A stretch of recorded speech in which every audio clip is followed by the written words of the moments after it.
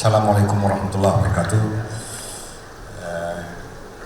Pak PJ Gubernur yang saya hormati, yang baru diwakili oleh Pak Sekda, Pak Arief Trinugroho, Pak Wali Kota Medan, Pak Muhammad Bobi Afif Nasution, Mas Taufan, Wakil Ketua Umum Organisasi Kadin Indonesia, Moderator, Ketua Umum BPP Himpunan Pengusaha Muda Indonesia, Bapak Akbar Buhari, Ketua Kadin Sumatera Selatan, Afandi Ujin, Ketua Kadin Sumatera Barat, Pak Buhari Bakhter, Ketua Kadin Lampung, Pak Romi tadi, ada Kepri hadir, selamat datang. Terus Ketua Kadin Aceh, Muhammad Iqbal, dan sedang Ketua Umum Kadin Provinsi Sumatera Utara, Firsal Feria Mutiara, para senior, unsur Dewan Pertimbangan dan Dewan Penasihat Kadin Provinsi Sumatera Utara, para ketua Kadin Kabupaten Kota yang berhadir yang saya banggakan se-Sumatera Utara, Ketua Asosiasi Luar Biasa Kadin yang berhadir, Bapak Ibu pengusaha nasional yang berhadir pada kesempatan ini. Pertama, waktu berapa menit? Oke, baik. Sedikit tentang Kadin Indonesia wilayah Sumatera 1. Saya mendapat tugas yang insya Allah bisa kita emban selaku Wakil Ketua Umum Kadin Indonesia wilayah Sumatera 1. Di bawahnya ada 5 provinsi, Aceh, Sumatera Utara, Sumatera Barat, Sumatera Selatan, dan Lampung. Tugasnya ya, bagaimana kita bisa bersama-sama selaku pengawasan nasional, bersama-sama dengan pemerintah di daerah masing-masing,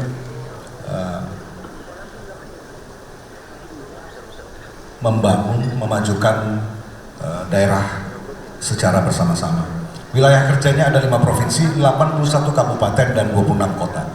107 pemerintah daerah tingkat 2. 107. Dan kalau kita lihat di wilayah Sumatera 1 itu, next, agak lewat. Iya. Pulau Sumatera itu 22,04% itu sumbangannya pada PDB Indonesia. Setelah kedua terbesar setelah Pulau Jawa, yang 58%. Artinya ini sangat strategis bagi kita. Next. Dan selanjutnya yang satu lagi, dari 20% tadi, 22% tadi, 60%-nya ada di Sumatera 1,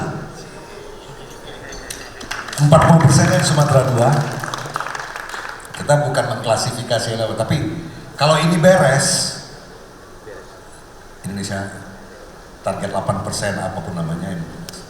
Artinya kalau daerah lain bicara soal ketahanan pangan, kita sudah harus bicara bukan di situ lagi, tapi ketangguhan nutrisi.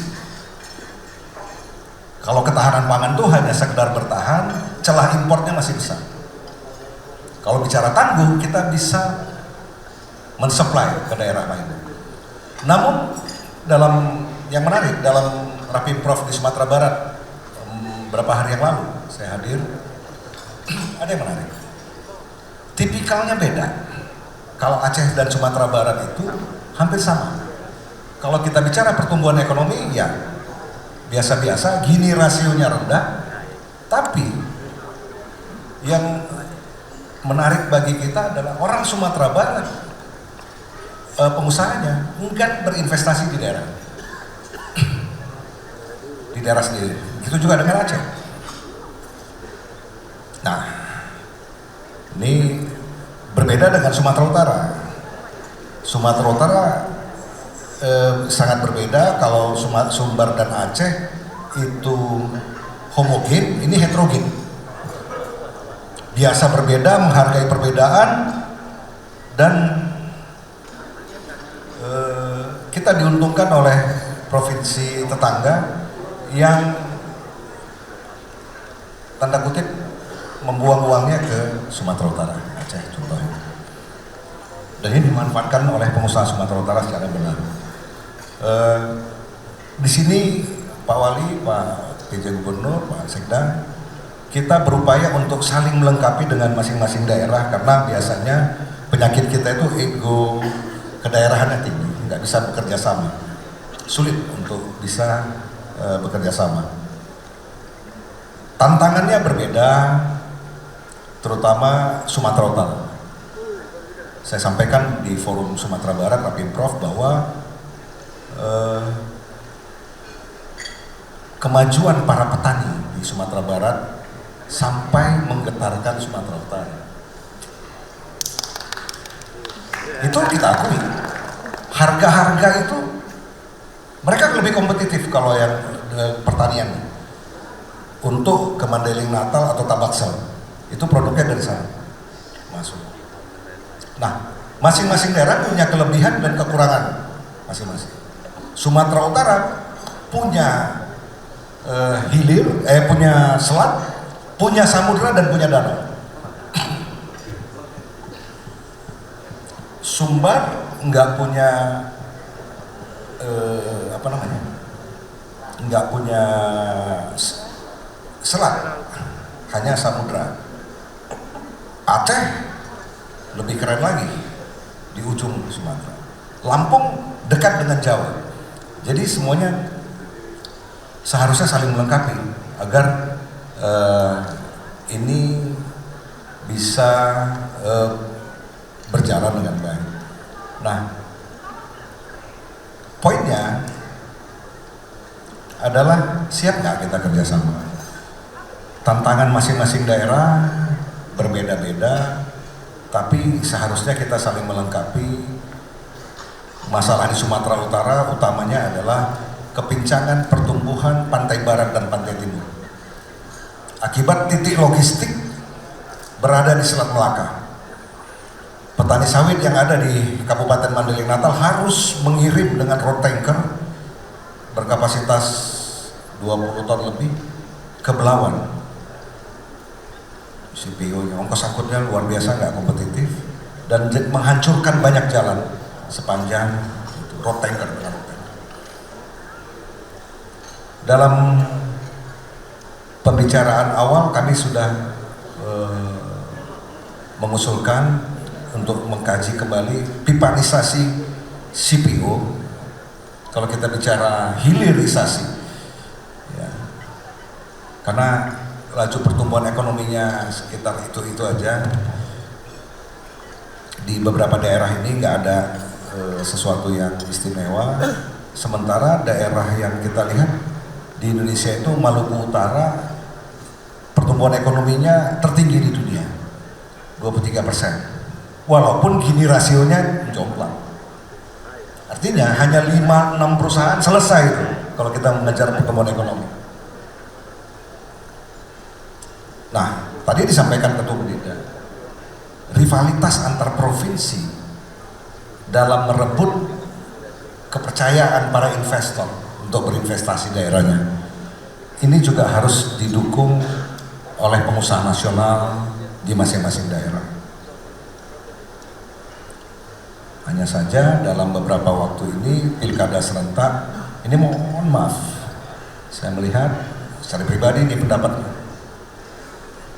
visi misi maupun debatnya ya belum ada satu orang aja lah, yang satu kandidat aja yang mengatakan saya akan meningkatkan peran serta sektor swasta. Karena beliau sadar APBD itu hanya bisa mendrive 20% dari pertumbuhan, hanya 20%. Sisanya ya pengusaha nasional yang harus bahu-membahu bersama pemerintah bersih-bersih. Ini ruh dari perjuangan kita untuk sama-sama saling memuliakan, saling meninggikan, saling membesarkan untuk memajukan daerah. Tantangan berikutnya, kebetulan ada Ketua Umum BPP HIPMI di sini, dan sekaligus Pak Wali Kota ini Wakil Ketua. Kita punya program banyak, program ketahanan pangan, ketangguhan pangan, macam-macam. Tapi tantangannya adalah kita minat orang muda pada pertanian. Kalau kita bicara hanya program tanpa memikirkan kesinambungan, kalau yang generasi saya ini petaninya, tantangannya udah beda, udah asam urat, prostat, udah beda. Nah sekarang mana pengusaha mudanya? Tantangannya beda. Ini mohon maaf sedikit ininya aja untuk mengingatkan juga. Tolong persiapkan petani muda kita, nelayan muda kita, dan peternak muda kita. Mereka masa depan Indonesia itu. Di setiap daerah. Apa programnya? Ketua BPP ya bersama HIPI juga di sini mencetak generasi yang lebih baik dari kami. Ini penting dan mohon maaf para kepala daerah. Selamat datang Pak Ketua Umum Kadin Aceh.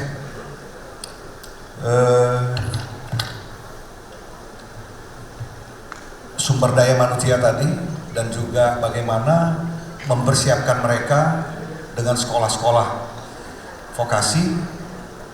Ada yang menarik di sini Pak Wali Kota, Pak Nur,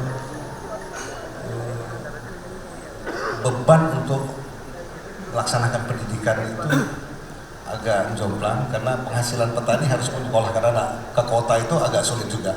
Kita punya universitas numpuk semua fakultas yang di Medan, ya, fakultas kedokteran, fakultas ekonomi ya pas di Medan, tapi fakultas hukum ya di Aceh, di Binjai, fakultas kelautan bisa di Barus atau di Sibolga, pertanian di Baligi, sehingga orang-orang cerdas terdistribusi dengan baik dan beban untuk pendidikan itu orang tua tidak menanggung terlalu, dan akhirnya daerah-daerah itu akan tumbuh karena catering akan hidup, kos-kosan juga hidup, banyak keuntungan karena universitas di luar negeri juga gitu, kayak Oxford, Stanford itu di kampung. Satu-satunya yang ada di London itu ya London School of Economics and Political Science. Ini penting untuk kita bicarakan duduk bersama. 1 menit lagi, tadi sudah disampaikan, nanti ada tulisannya juga disampaikan bahwa harmonisasi regulasi tentang sawit kita juga penting untuk kita perjuangkan di Rapimnas. Dan Bapak Ibu sekalian, satu hal yang paling kita harapkan dari perjuangan kita sebagai pengusaha nasional adalah jangan lagi ada kepala daerah yang menganggap kita ini warga negara kelas 2. Ini banyak dirasakan teman-teman di tingkat kabupaten kota. Ini yang sedang kita perjuangkan lagi, saling melengkapi, responsibility sharing, berbagi beban, tugas dan tanggung jawab antara pengusaha nasional dan para kepala-kepala daerah se-Indonesia. Saya kira demikian. Billahi taufiq wal hidayah. Assalamualaikum warahmatullahi wabarakatuh. Terima kasih Pak Ivan Batubara.